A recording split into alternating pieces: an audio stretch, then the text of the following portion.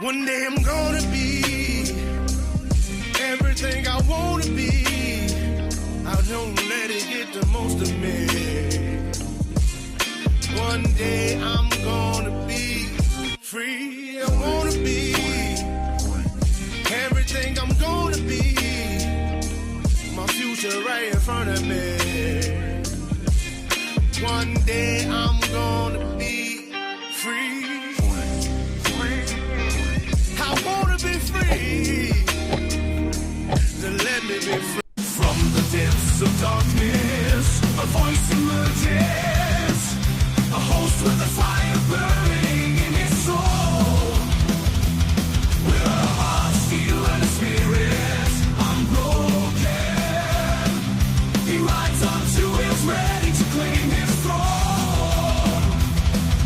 Amidst the chaos and the thunderous roar, insane wheels rise as a force to be reckoned with. Fueled by the power that only metal can bestow. He takes his stand, refusing to submit. Insane wheels hear his battle cry. Metal and mayhem will never die. Rituals report he pays his way. More legend in the making, day by day.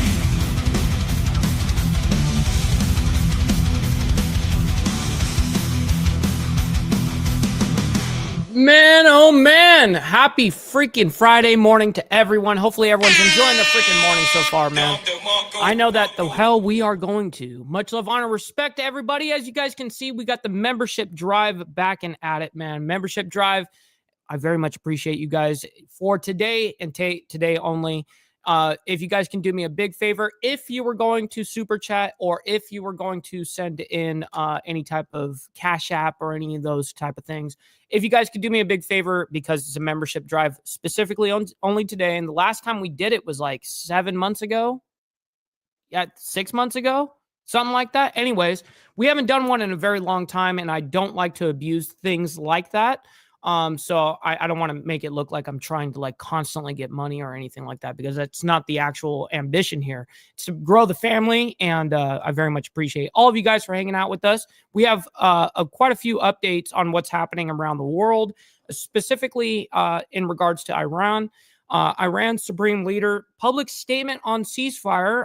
We're going to go ahead and get that for you guys. We do have that ready to go. And also how the B-2’s flew unnoticed. There's a story on that we're going to cover as well.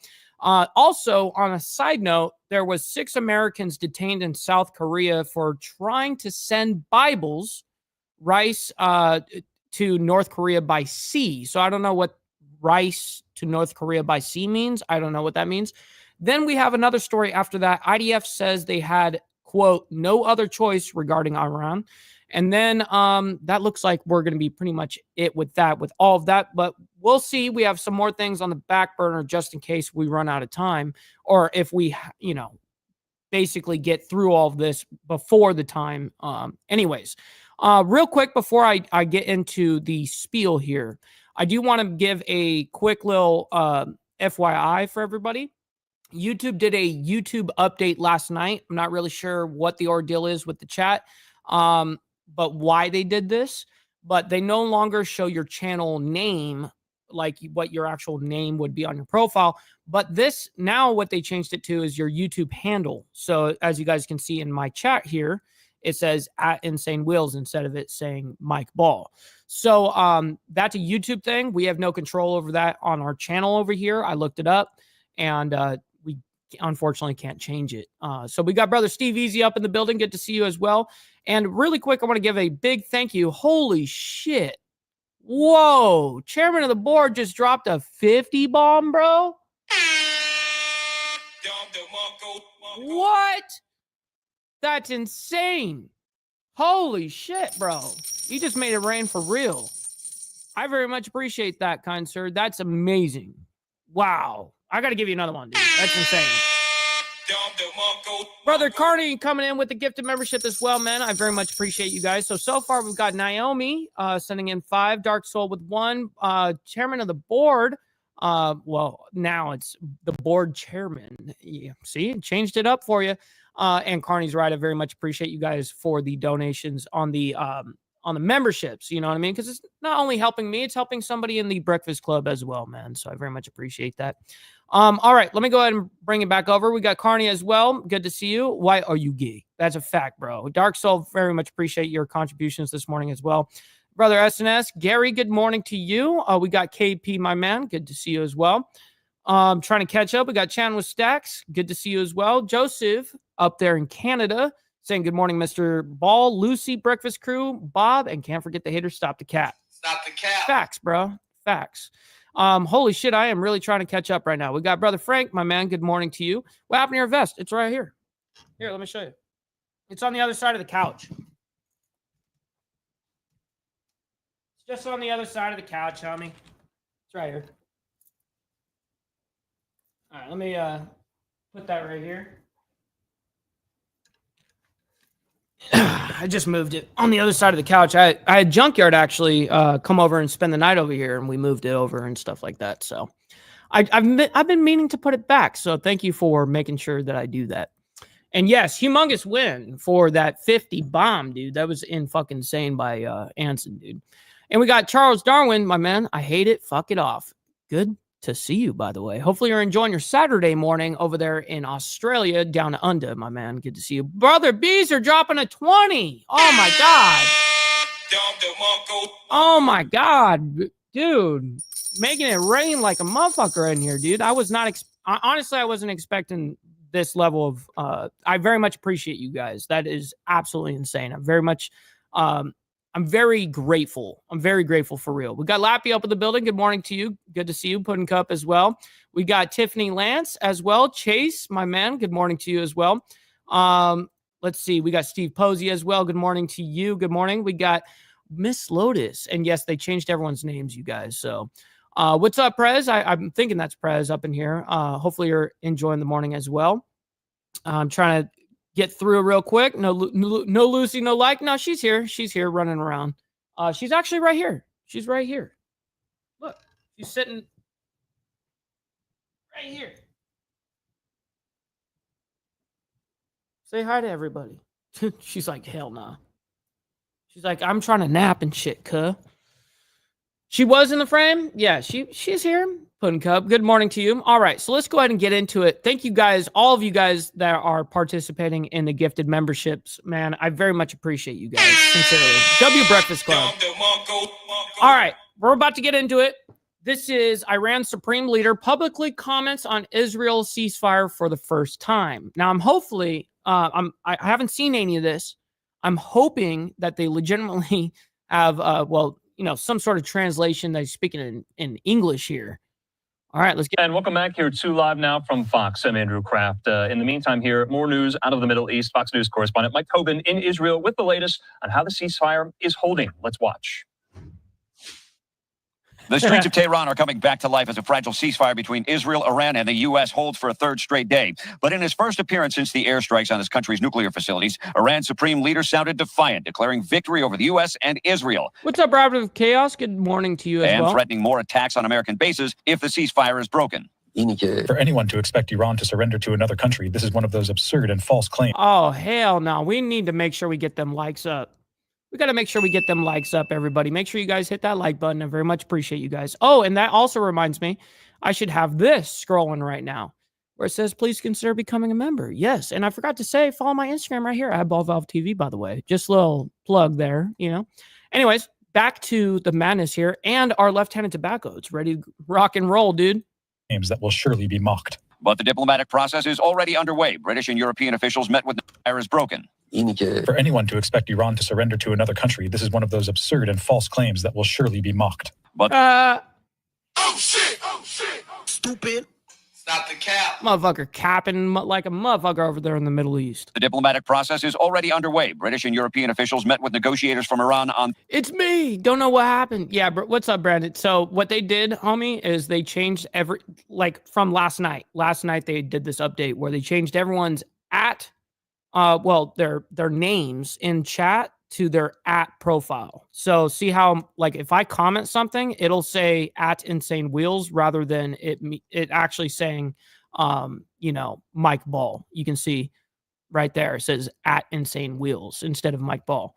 They changed it. I don't know why they did that. I don't know what kind of what benefit they get out of that, but it fucks me up because now not everyone has their name in their handle. You know what I mean? So I've memorized everyone's name and profile, but not their handles. Thursday, saying talks went well and both sides are remaining cautiously optimistic. There is a window of within 2 weeks where we can see a diplomatic solution. Meanwhile, UN inspectors say they want to get back into Iran as soon as possible to assess the damage and make sure the Iranians aren't taking advantage of the chaos to fast-track a bomb. La présence. The agency's presence in Iran isn't some kind of generous gesture. It's an international responsibility. And on Capitol Hill, senators received their first briefing on the airstrikes, but most Democrats say they're still not getting enough information from the White House. The failure to provide the details about how effective this strike was. We just did that. What are you talking? General Kane just came out yesterday and explained the entire ordeal. What are you talking about? White House has definitely been transparent. Not only disserves the military men and women who did it, but also the American people. President Trump That says guy's a piece of shit. diplomats from the U.S. and Iran will talk sometime next week, but it's not clear where or when. In Tel Aviv, Mike Tobin, Fox News. No, you Mike, can't thanks so much. switch it. We looked it up, and you cannot switch it. They did this change last night, so we looked it up, and as of right now, you cannot. Bringing to the conversation right now, our friend there at the Atlantic Council, Jonathan Penikoff, he joins me. Jonathan, thanks so much for being with us here. You were listening there in Mike Tobin's reports. He speaks. We heard from the Ayatollah earlier today. I just want to preface his statement with a pretty big piece in the New York Times last night. Kind of the theory of that piece was this, is that his public silence had led to a flurry of speculation and doubt, they write, that how involved has Khamenei been in the most recent decisions, given the many potential difficulties or delays in reaching him? Another question, is he still supervising the country on a daily basis? Is he injured, sick, or even alive? Were most of those questions disabused of today with this statement from the Supreme Leader? It looks like there's a lot of different images and tweets that are going to be pulling out of this, so let's see.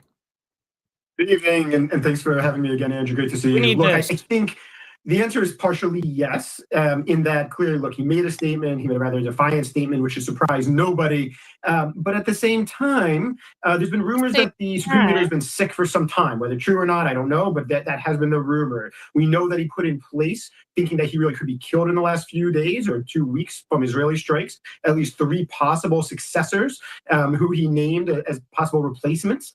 And we know that the reality is this is a man who's 86 years old, who's been in a bunker the last number of days. And so, look, I think it's a huge mistake to say how long any leader has left, especially in the Middle East. They tend to go on for quite a while. Yeah. But eventually there's going to be a transition. And if the transition happens now, it's certainly going to add to the challenges and the chaos. If it happens in the future at a time that's more stable, then yeah, it could be. Okay, well, I really don't care about that analysis. I thought they were going to go into this tweet. Let's go see this. Saying this, that the fact that the Islamic Republic has access to key U.S. centers in the region and can take action whenever it deems necessary is a significant matter. Such an action can be repeated in the future, too. He says, should any aggression occur, the enemy will definitely pay a heavy price. Again, capping.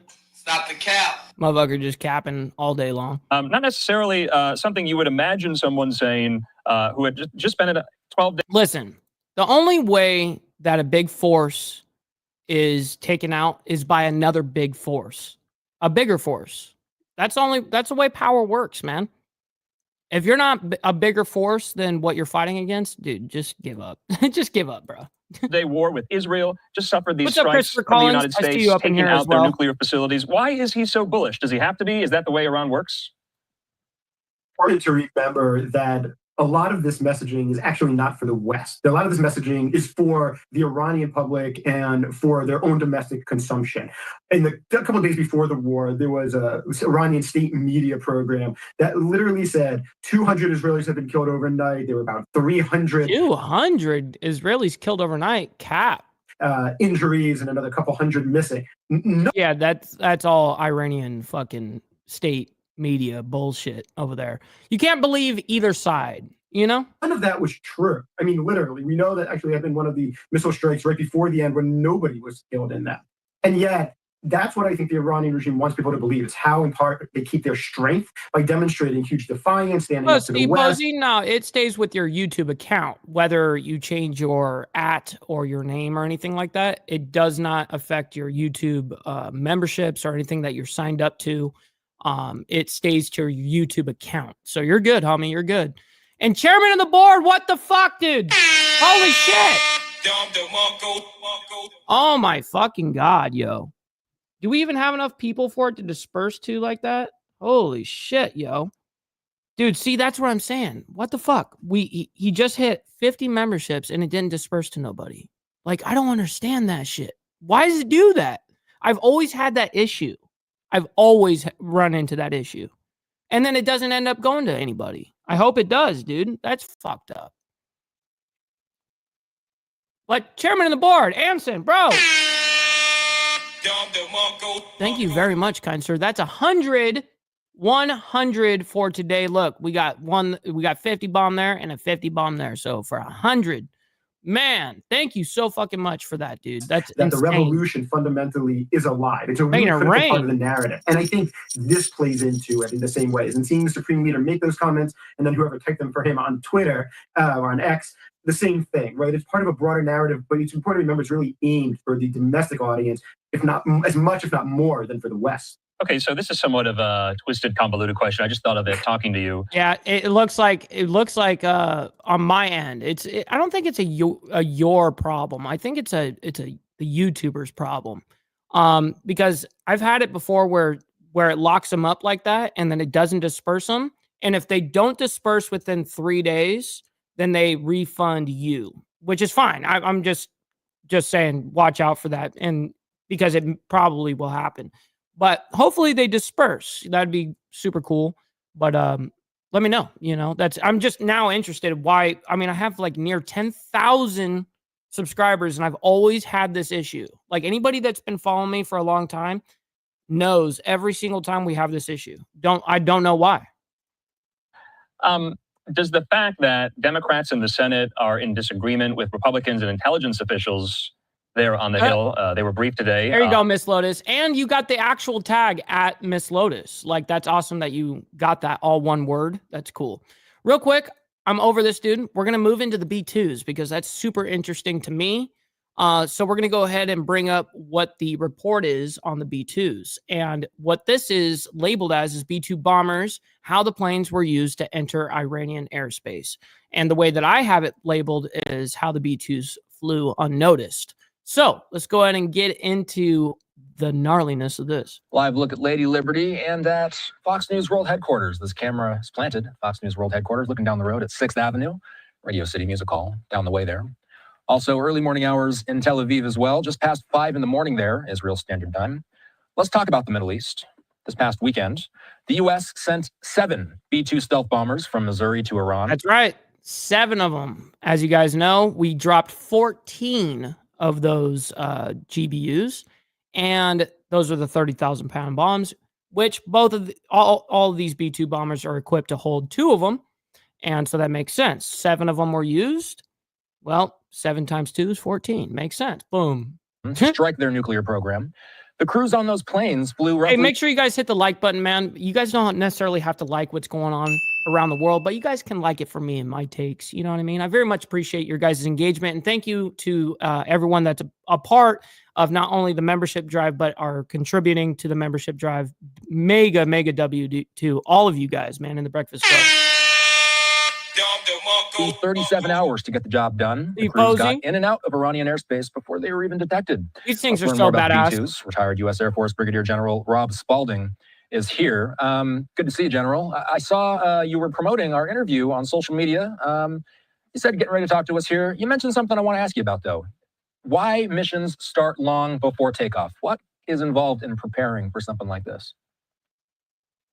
Well, you have to do the planning to make sure everything goes okay. You've got several refuelings. Of course, you have to study the targets that you're going after, make sure that you have all the information you need on setting the weapons.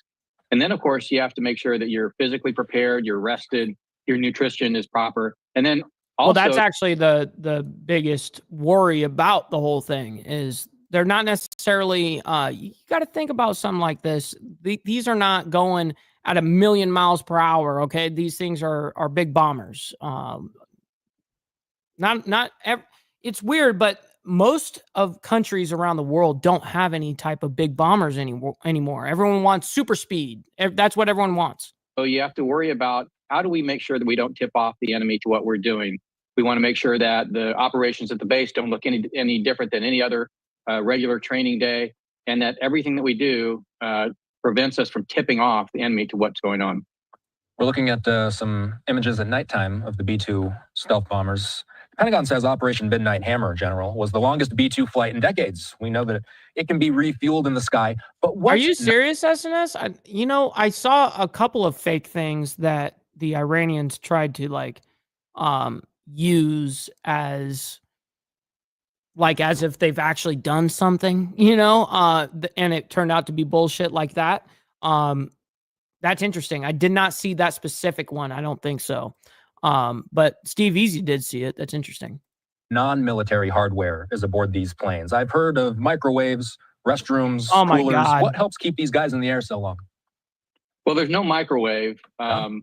Actually, that was an addition. I take that back. That was we started out, we didn't have microwaves, and we did get microwaves. There's some guys bring a cot that you can lay down on the ground. And then, of course, I used to like to bring a case of Starbucks when I was going on a long flight like that. So actually, while he speaks on this real quick, there's some interesting shit in here, but I got something regarding the B-2s that I can show you guys. A very good explanation of how the Operation Midnight Hammer went down. those typically items that accompany you're either eating or drinking. And then, of course, all of your survival gear that you sometimes you wear what's called a dry suit if you could have the potential of going down in cold water. So a lot of survival capability, of course, mission planning materials, just a lot of different things that you bring into the cockpit. This was, as I said, a 37-hour mission. When they return from something like this, are they pretty much having a party or something like that as soon as they return? What is that type of feeling like? Well, you're exhausted, firstly, and then you've got to go in and you got to get a debrief because the intelligence officers want to know exactly what you saw fresh out of your mind. You go from the debrief, from intelligence to maintenance debrief to talk about the condition of the aircraft if you had any problems, and then it's off to home and bed. So the B-2 was originally. It takes a lot of just hours of being a pilot. You know, I mean, that's the biggest thing is fatigue for the pilots. Originally introduced, correct me if I'm wrong, in the late 80s. Are the planes that are used today the same makeup as the ones used back then? Exact same airplanes. They've been upgraded several times. The radar's been upgraded. The defense management system's been upgraded. And the cockpit only holds two. I mean, it's a very small, little, tiny cockpit. And they sit side by side right there. And that's all there is. The rest of it's for cargo, dropping motherfuckers. So real quick, before he continues, I want to bring something up. And you guys let me know what you guys think of this. I found this a couple of days ago. And it claims that no AI were used in the making of this video. I don't know how you would necessarily make this without AI, but whatever. The U.S. launched around 125 aircraft to strike Iran's three main nuclear sites, Fordo, Natanz, and Isfahan. The tip of the spear were 6 B-2 Spirit bombers, which took off from Wegman Air Force Base in Missouri on the morning of June 21st, 2025. In addition, around 30 cruise missiles were fired from U.S. nuclear submarines submerged in the region, hitting the underground nuclear enrichment facilities one after another. It might sound straightforward, but it's far from simple. These aircraft are massive fuel guzzlers and rely heavily on aerial refueling support to complete such long-range missions. And here's where it gets even more complex. The KC-135 Stratotanker aircraft, responsible for mid-air refueling, don't operate alone. They require protection provided by F-A-18 electronic warfare squadrons that escort the tankers and also help shield the B-2 bombers from detection and attack. More detail all in the video ahead. The mission begins in the quiet hours before dawn at Wegman Air Force Base in Missouri, where the B-2 Spirit prepares for a flight that will span continents. While the stealth bomber is capable of flying nonstop with aerial refueling, pilot fatigue is a major consideration. To mitigate this, the U.S. has strategically positioned Allied air bases in Qatar, closer to Iran, and on Diego Garcia, and possibly forward operating bases such as Anderson Air Force Base in Guam, one of the most strategic U.S. military bases in the world. Right. Remember when our ship got, those B-2s and everything were going to Guam? Well, why motherfuckers getting ready to go at Guam? Well, it's specific strategic for the Middle East, especially for the United States. By redeploying several B-2 Spirit bombers from the 509th Bomb Wing to Diego Garcia, the U.S. ensures a secure launch point for operations across the Middle East, Africa, and the Indo-Pacific. A carefully calculated military strategy that enhances both survivability and operational reach. Yo, good afternoon. They were also escorted by aircraft carriers and submarines. Across the Arabian Sea, FA-18 Super Hornets and EA-18G Growler launch from the decks of U.S. carriers, their roles already defined. Some will clear a path through Iran's air defenses, while others will guard the tankers that keep the entire operation airborne. The KC-1... Man, we got to get them likes up, everybody. It's free to do so, by the way. Very much appreciate that. 5 Strato tankers laden with fuel loiter in friendly airspace over Saudi Arabia.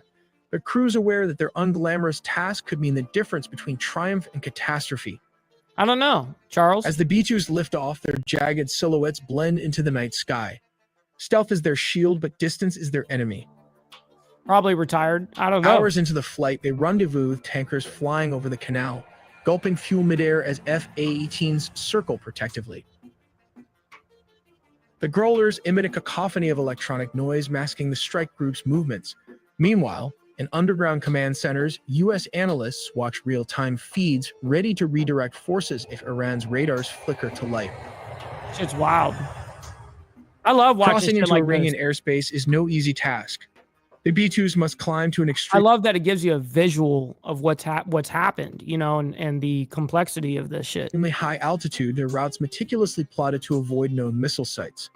Below the landscape, a vast stretch of mountains and deserts offers little cover, but the bombers' radar-absorbing skin helps them... Yo, Briarwolf, good morning to you. Hopefully you are enjoying your Friday morning so far. ...past enemy detection. As the targets come within range, the crews face a critical decision. Launch standoff missiles from hundreds of miles away or descend to drop bunker-busting bombs directly onto fortified sites. Gunpowder Nitro, there are different bunker buster bombs of different caliber, but what sets it apart from the rest is this GBU-57, which is typically delivered by the B-2 Spirit stealth bomber. Correct. Due to the bomb's large size and weight, the aircraft can carry only 2 of these weapons in its bomb bay compartments. While it lacks thrusters, the weapon is equipped with 4 active lattice fins and a precision guidance system that enables it to glide accurately to its target using military-grade GPS. Constructed from a specially designed high-performance steel alloy, using its weight when falling under gravity to penetrate or dig itself up to 200 feet of underground soil or concrete. But it's not that easy. Iran's air defenses remain a formidable threat. MiG-29s and aging F-14s may not be cutting edge, but they can still be dangerous if they're lucky enough to intercept a B-2 stealth bombers. The stealth bombers have virtually no dogfighting capability, and Iranian ground controllers, struggling to cut through the electronic jamming, vector their fighters toward the incoming bombers. But the U.S. military has its own countermeasures. Ready to go. EA-18 Growler, flooding Iranian frequencies with static to disrupt communications and targeting systems. Damn, so they have specific jets that come in to jam up the radar systems in the first place. Confusion spreads, making it harder for enemy pilots to coordinate. If Iranian fighter jets manage to get close, the F-18s are waiting. Guided by airborne warning and control system aircraft orbiting safely... Man, it takes such a team to do this shit. Offshore, they engage with long-range missiles, forcing Iranian pilots to either break off or face certain destruction. The B-2s will now be racing westward to avoid Iranian air defense system. Behind them, the sky churns with chaos. SAM sites reactivated in desperation unleash salvos that spiral harmlessly into empty air, duped by decoys. Growlers continue their electronic siege, while reserve F-18s surge forward to reinforce the retreat. Over Iraq, the bombers meet tankers again, gulping fuel as F-22 Raptors join the escort, good morning. Sensors scanning for threats the Iranians might yet muster. Let's take a look at how this works. Step 1. The bomb deployment platform. As previously mentioned, a B-2 stealth bomber flies at a very high altitude. When the aircraft reaches the designated location and the conditions are optimal, it releases the weapon. The bomb is designed for precision, and the deployment height plays a crucial role in its trajectory and effectiveness. Then step 2 comes the targeting precision. The bomb is outfitted with advanced guidance technology, including GPS and inertial navigation systems, which are military-grade satellites. Then comes step 3, that is adjusting the trajectory. The guidance information and data is then transmitted to the bomb's 4-lattice motors fins located at the rear. I love this shit. These fins can move and adjust in real time, allowing the bomb to correct its course as it descends under the force of gravity. These adjustments are essential because the weapon does not have thrusters to change its trajectory. Instead, it relies on the movement of these fins and a high-altitude drop to control its flight path. This is why the bomb must be deployed from a very high altitude so it has enough time and distance to adjust its trajectory accurately. Here comes the most difficult part, that is step 4, impact and penetration. The bomb, known as the Massive Ordnance Penetrator, weighs approximately 30,000 pounds, which is around 14,000 kilograms. Insane. When it reaches its target, it strikes with immense force, designed to penetrate deep into hardened structures, such as bunkers. The energy upon impact allows the bomb to bury itself over 200 feet into reinforced concrete, ensuring it delivers its payload precisely where it is intended for maximum effect. Be good out there, Chase. We always appreciate you. Hopefully you enjoy your Friday. Finally, step 5 involves the tricky part of arming the weapon. It was installed with 2 SDB fuses. Double fuses are required as a backup. The first is for G-sensing and the second is the time delay fuse. Why the redesign was necessary, it was to ensure that the bomb could strike facilities buried beneath significant layers of hardened material. For this reason, the fuses are placed at the rear of the bomb to prevent them from being damaged. Once the time delay or the G-sensing fuse reaches its destination, it can blow up, creating a mini earthquake that can bury bunkers and 20-story buildings inside them. Let's take a look at why Israel has been bombarding Iran's nuclear sites since June 13, 2025, yet has failed to penetrate them, and why the U.S. had to bring in B-2 Spirit bombers to take out these heavily fortified bunkers.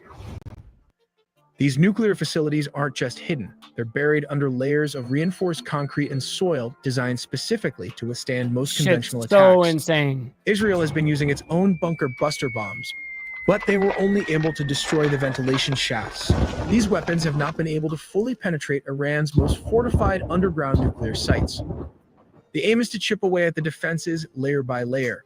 This is where the B-2 Spirit comes and flies close to the target, open the bomb bay door, and drop the 30,000 bunker buster weapon without any interference from Iranian air defense system. Capable of deeper penetration, the outcome might have been more decisive, possibly damaging or even destroying the underground uranium enrichment facilities in one go.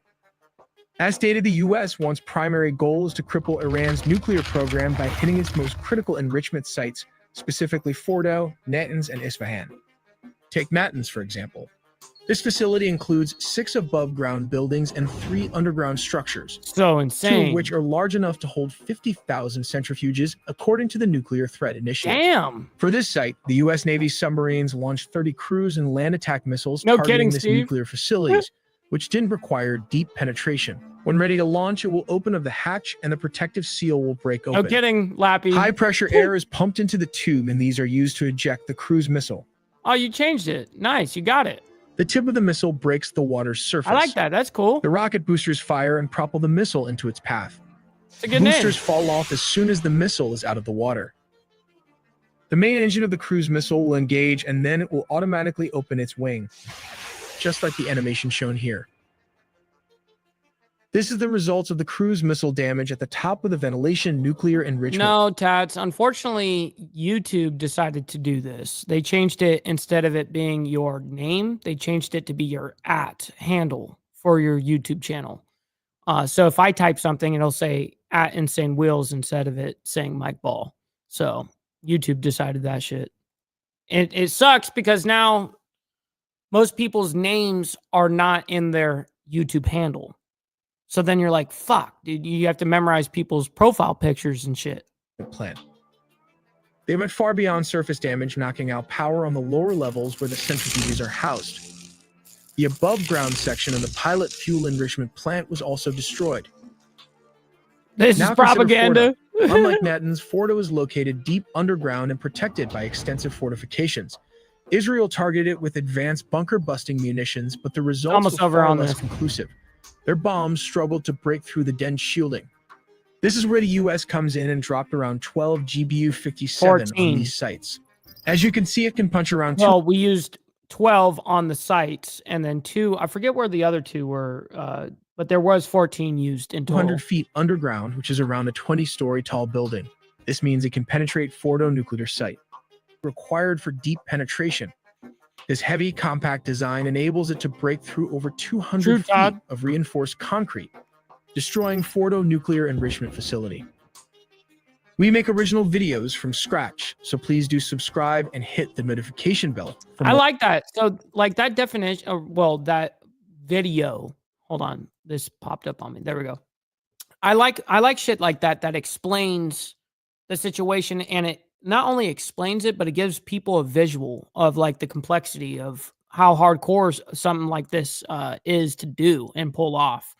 Okay, so let's go ahead and move into an ordeal we have in North Korea.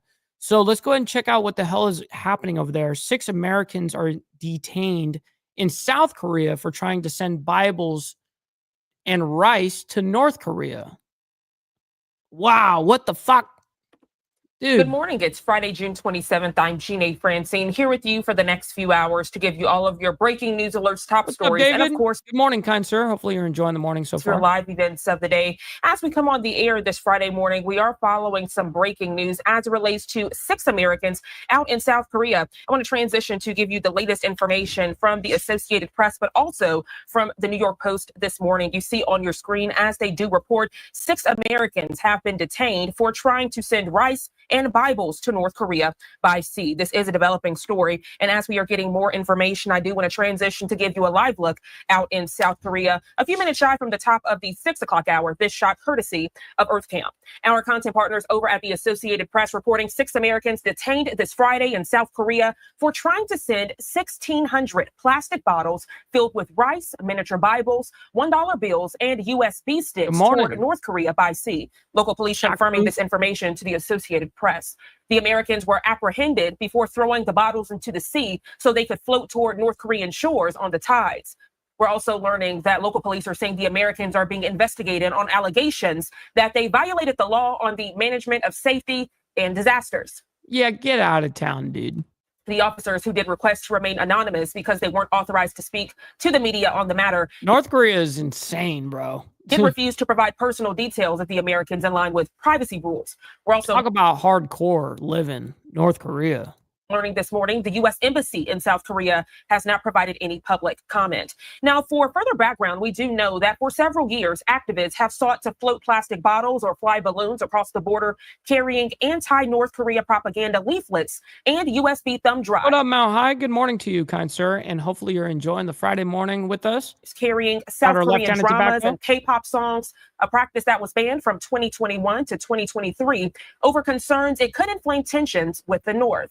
North Korea has responded to previous balloon campaigns with fiery rhetoric and other shows of anger. We do know last year the country launched its own balloons across the border, dumping rubbish on various South Korean sites, including the presidential compound.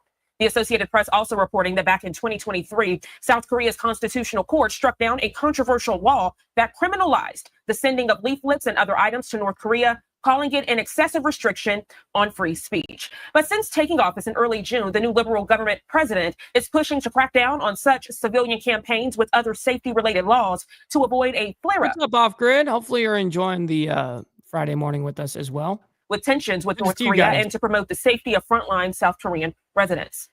We do know also back on June 14th, police detained an activist for allegedly flying balloons toward North Korea from a local island. It's unclear this morning if North Korea will respond to Lee's gesture after vowing last year to sever relations with South Korea and abandon the goal of peaceful Korean unification. Official talks between the Koreas have been stalled since 2019 when U.S.-led diplomacy on North Korean denuclearization derailed. So we know this is a developing story. If you're just now tuning in, that latest information I provided to you courtesy of the Associated Press, giving you a live look out in Seoul, South Korea this Friday morning, now hitting 6 o'clock on the East Coast. Again, following the latest news also from the New York Post this morning, as they say 6 Americans have been detained for trying to send rice and Bibles to North Korea by sea.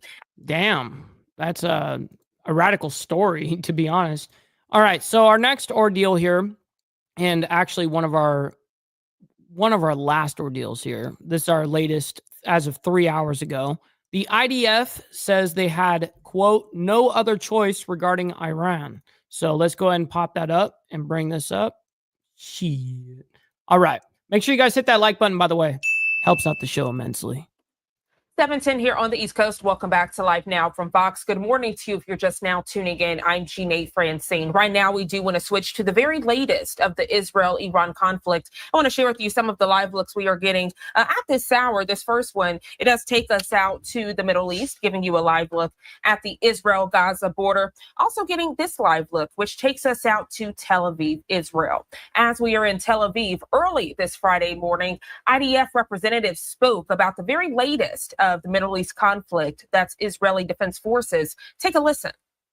Oh, got you, SNS. I'll check it out. 2 weeks ago, the State of Israel launched Operation Rising Lion in Iran in order to remove an existential threat against the State of Israel. We launched the operation after receiving clear evidence that the Iranian regime was advancing the pace of the missile production and was enriching uranium to high levels.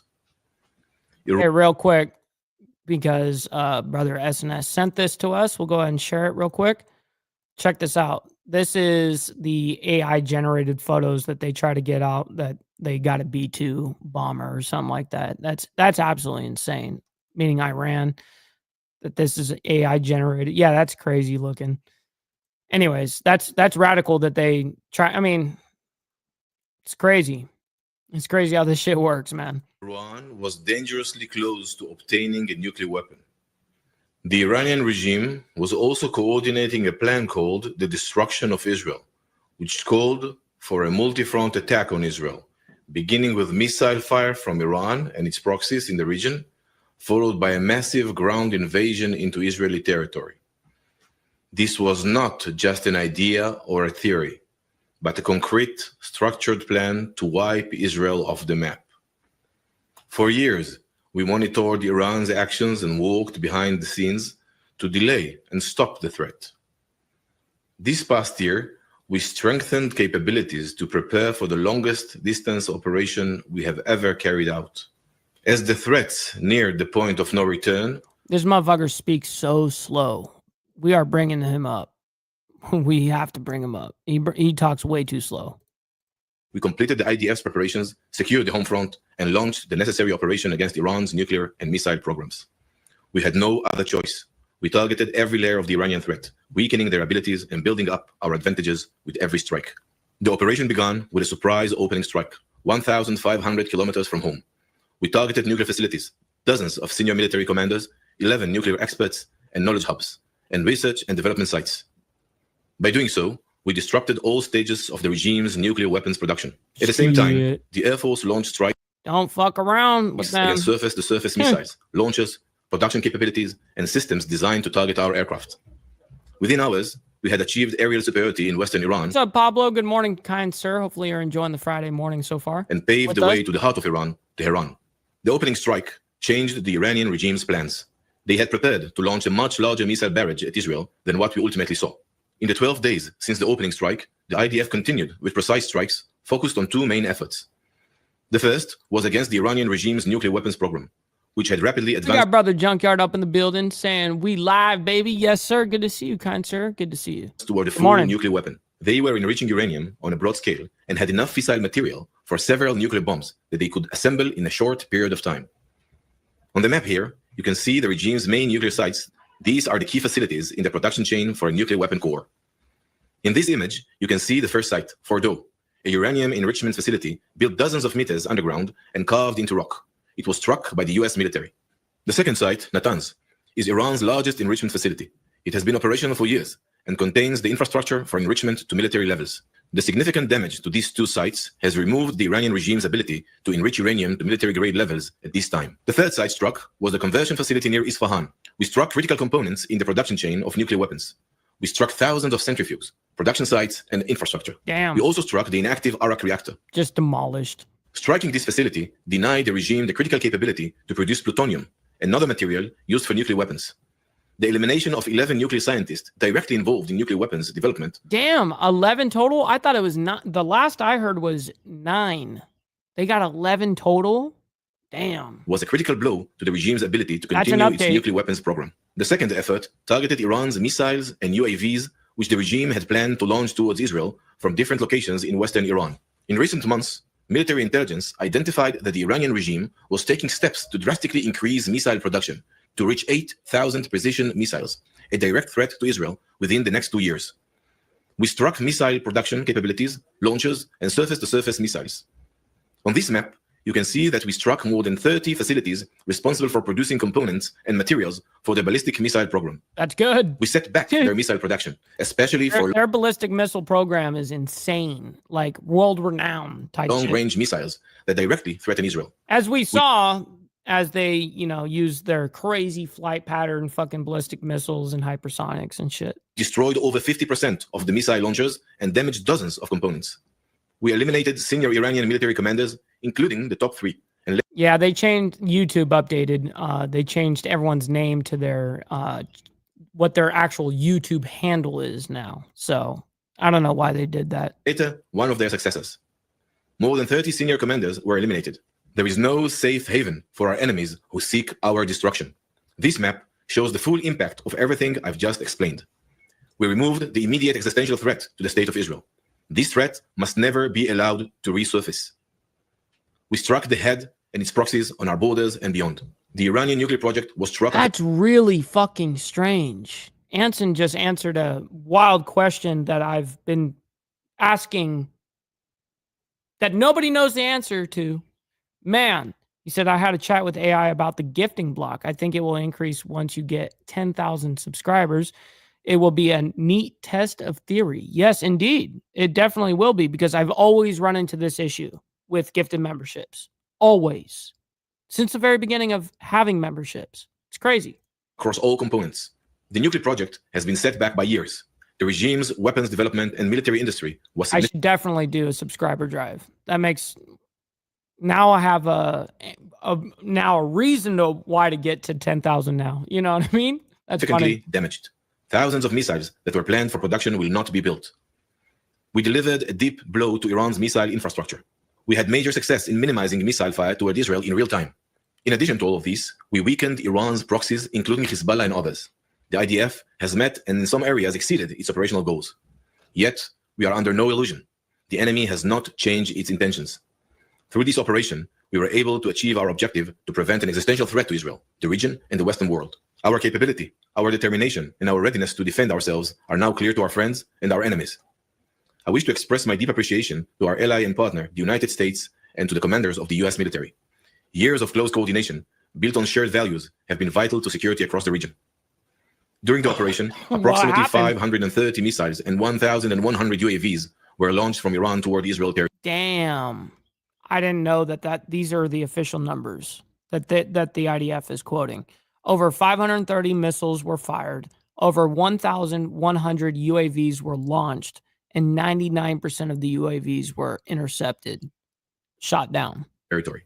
Most were aimed at population centers. The Israeli Air Force and Navy intercepted many of the missiles, and 99% of the UAVs launched at Israel, most of them outside Israeli territory. Our defense systems significantly reduced the impact. Unfortunately, no defense is airtight. True. As a result of the attacks, 29 Israeli civilians lost their lives. 29. And many others were injured or lost their home. The last number, the updated number was previous to that was 24 to 28. And now the official number is 29. The operation's success cannot undo the pain and deep loss we've suffered. We remain alert on all fronts. We are preparing for a variety of scenarios and continuing to operate against Hamas in Gaza alongside our efforts to return all hostages. The mission is not yet complete. 50 hostages remain in captivity. Damn. Today's actions 50 are still held by Hamas. Are for tomorrow's future. All right, so we have a breaking news story as of 29 minutes ago. We're going to go ahead and play this as our ending here. I'm going to look up somebody to raid for the, we got to send the love over to somebody. But I have a breaking news story here that's going on that happened 29 minutes ago. So let's check it out. Breaking: SCOTUS rules on birthright citizenship. Major win for Trump. All right, let's check it out. What the hell is happening here? And welcome back to Live Now from Fox as we continue to follow this breaking news. The Supreme Court decision just coming in moments ago, limiting judges' use of nationwide injunctions. This is all pertaining to this birthright citizenship case from President Trump. And I did want to share with you some of the reaction that is coming in here. We shared this with you just moments ago from Attorney General Pam Bondi. She says today the Supreme Court instructed district courts to stop the endless barrage of nationwide injunctions against President Trump. This would not have been possible without tireless work from our excellent lawyers at the Justice Department. We also are getting in another reaction here, and I'm not going to read this to you in full, but this is a statement from Attorney General Matthew Platkin on the Supreme Court decision. He says, although we disagree with the Supreme Court's decision today, we are glad the court recognized that nationwide orders can be appropriate to protect the plaintiffs themselves from harm, which is true and has always been true in our case. We welcome the opportunity to continue making our case before the district court, particularly because the executive order will not take immediate effect, to show that the president's approach to birthright citizenship is a recipe for chaos on the ground and harm to the states. I do want to bring in Ken Gray from the University of New Haven to join us live to break this all down. Ken, thank you for being here on such short notice. And I think there's just a lot of questions as to what this means. It seems like a partial victory was handed to President Trump, but we still don't really know the future of all of this, right? That's absolutely right. So this is not a decision by the Supreme Court on birthright citizenship. Instead, what this is it's a slapdown of federal judges to stop them from issuing these large-scale injunctions where they are challenging the president's executive order's abilities. And so what they ruled is that they decided that in this case, the federal court likely exceeded the equitable authority that Congress has given to the federal courts. The federal courts don't exercise general oversight of the executive branch. They resolve cases and controversies consistent with the authority Congress has given them. This is according to Justice Amy Coney Barrett.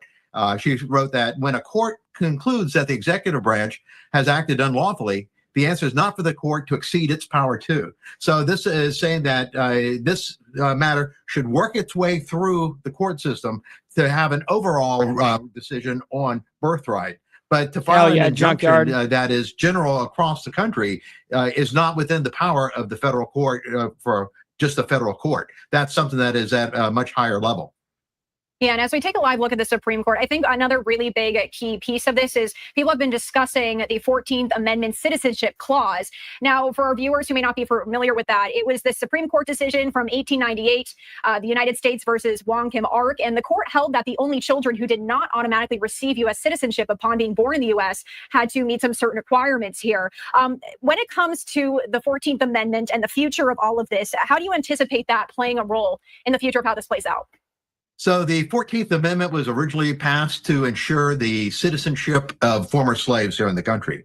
And so what the 14th Amendment says is that all people that are born or naturalized in the United States are citizens of the United States, but they have to be under the subject to the jurisdiction thereof. And so in the case that you mentioned, the decision there was the fact that this person had been a citizen of the United States, left the country, and then was coming back into the country and was being denied citizenship. And the Supreme Court said he met the condition for the 14th Amendment. The president's executive order that got rid of citizenship birthright is referring to people who are not citizens coming into the country, having children here, and they're not subject to the jurisdiction. So we will see how the Supreme Court rules on that when it reaches the Supreme Court. But for a federal judge to say, we're going to overrule the president's executive order, that's beyond their power. And again, so many questions with this, but as it comes to current immigration law, what can we see going forward here for people who may want to further challenge this as we do, again, it's still unknown here what the future of this is, Ken. So that's exactly right. It is unknown how it will affect it. But if a judge is ruling on how it affects an individual, one person, that's within their scope. But if they are trying to issue a nationwide injunction, that's beyond their scope. That's what the Supreme Court ruling is only ruling on today. But we've seen a number of different cases here in the recent months where federal judges have issued nationwide injunctions challenging the president's ability to issue executive orders. The Supreme Court has slapped that down with this ruling. Ken, anything else? Yeah. I think that is enough of the news segment for today. We are completely caught up now with what is happening. And I hope that we were able to give a good explanation of how the B-2’s flew unnoticed and broke that down today as well.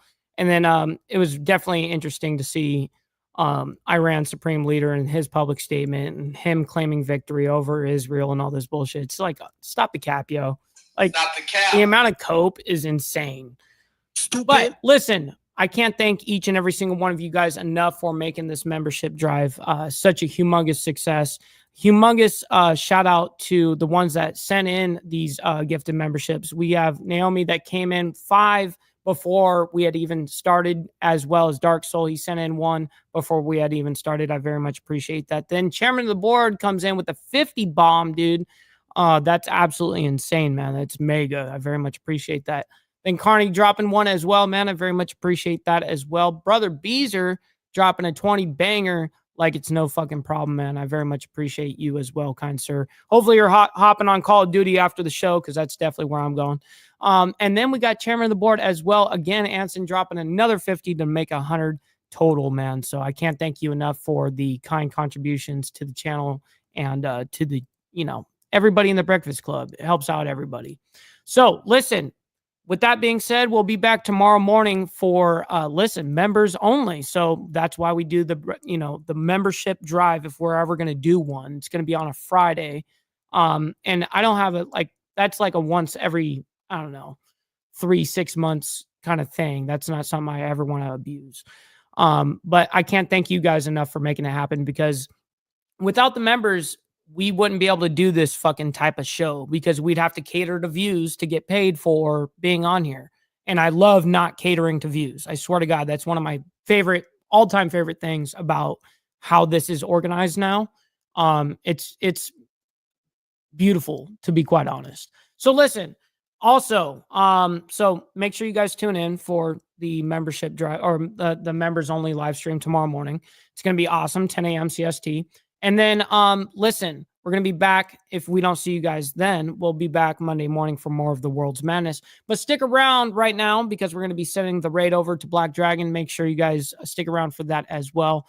And listen, with that being said, much love, honor, respect to everybody. And God bless everyone. Much love, honor, respect, and be safe out there. We'll see you guys very soon. From the depths of darkness, a voice emerges.